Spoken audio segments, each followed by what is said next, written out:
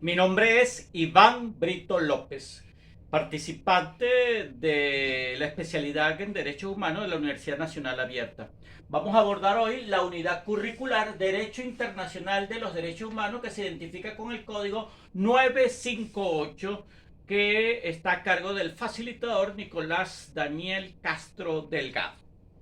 En este momento vamos a hablar de la Convención sobre el Estatuto de los Refugiados. Esto se da el 28 de julio de 1951. Ahí en ese estatuto se encuentra la definición de que es un refugiado, que es una persona que está fuera de su país o de su lugar habitual de morada, que por motivos de persecución religioso, político, de diferencias de pensamiento y de otras circunstancias que tienen que ver con el hombre,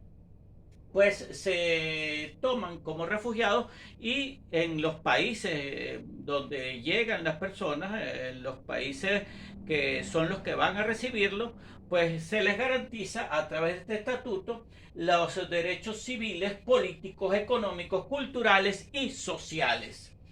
Este es un instrumento universal que está dado, la información que hemos recibido de la Agencia de la Organización de las Naciones Unidas para los Refugiados, que se identifica con este logotipo. En cuanto al plan de respuesta para refugiados y migrantes venezolanos con respecto a la situación de los migrantes con motivo del COVID-19, pues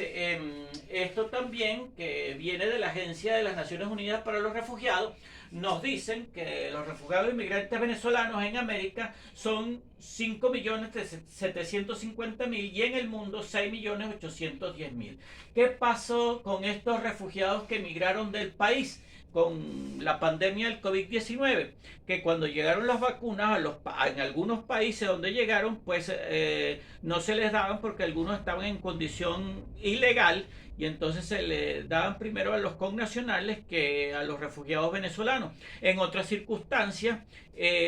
hubo presentación de disturbios por parte en algunos países donde se protestaba de por qué se les iba a atender a ellos cuando la población necesitaba, los connaturales necesitaban primero sus vacunas. Entonces fue una cuestión bastante ardua, por lo cual el plan de respuesta para refugiados e inmigrantes tuvo que actuar y hacer una especie de campamento donde fueron atendidos, y esto las Naciones Unidas pues dio unos aportes especiales para que esto se pudiera dar.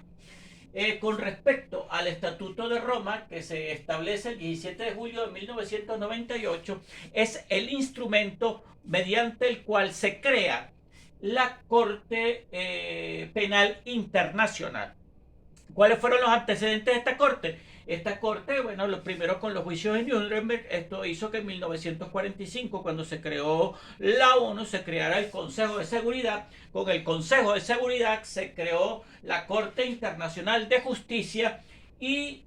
lamentablemente, con los acontecimientos de los genocidios de Yugoslavia entre 1991 y 1995 y el genocidio de Ruanda de 1994, se decidió en Roma que había que crear una Corte Penal Internacional de tal manera de que esto pudiera ser abarcado para todos los países donde hubieran violaciones a los derechos humanos.